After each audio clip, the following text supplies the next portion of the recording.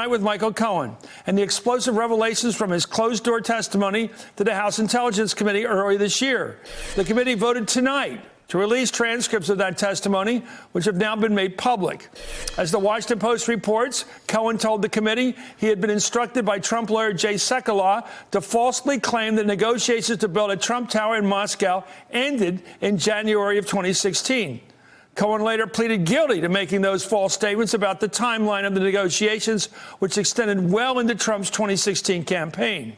According to the report, Cohen said Sekulow told him it would be important to use January 31st, 2016 as the date when discussions about the Moscow project ended. Sekulow told Cohen the date was significant because it came before the February 1st Iowa caucuses, the opening contest of the White House race. Well, the transcript also shows that when Cohen was asked whether Mr. Trump reviewed your testimony and approved it, Cohen said, "That was my understanding," that he'd also seen the statement. In other words, the president might have known that Cohen was about to lie to Congress. Trump attorney Jay Sekulow denies the allegation that he shaped Cohen's false statements and released a statement through his lawyers, quote, that this or any committee would rely on the word of Michael Cohen for any purpose defies logic, well-established law, and common sense. For more, I'm joined by Peter Baker, chief White House correspondent for the New York Times, Mimi Rocah, former assistant U.S. attorney in the Southern District of New York, and Ken Dilanian, NBC intelligence and national security reporter.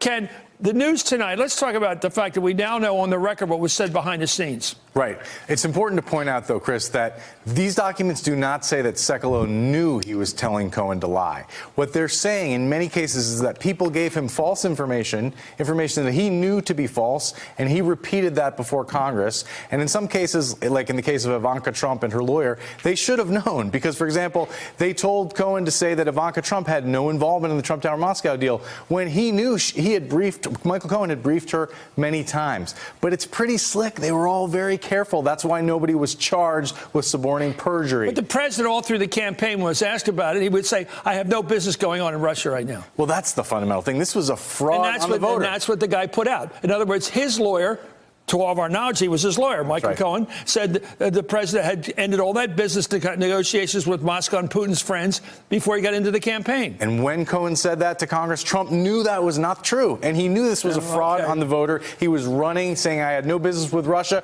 while he had a deal that needed Putin's approval. Let's bring in now someone who voted to release this information, Congresswoman Jackie Speier of California. She sits on the Intelligence and Oversight Committee. Congressman, your thoughts about what you learned today, even before any of us learned it? So what is most telling in what was released today are the exhibits that you probably haven't had time to wade through.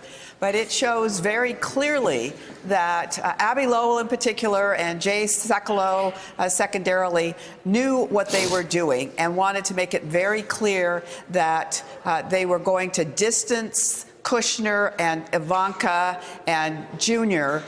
From any engagement in the Trump Tower Moscow deal.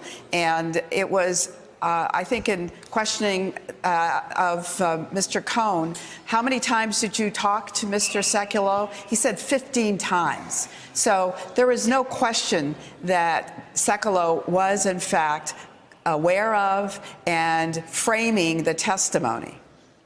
What about Sekulow, the president's lawyer, teasing, apparently through implication, the possibility that Cohen could stay on if he stayed on the Trump team and didn't give up anything big, he would get pardoned? So there's a lot of code in the way they talk, and they would say things like, President really loves you, stay on message, he really loves what you're doing. So this was all code for keep lying and you will be pardoned. That's how you would interpret all of that. Hey there, I'm Chris Hayes from MSNBC. Thanks for watching MSNBC on YouTube. If you want to keep up to date with the videos we're putting out, you can click subscribe just below me or click over on this list to see lots of other great videos.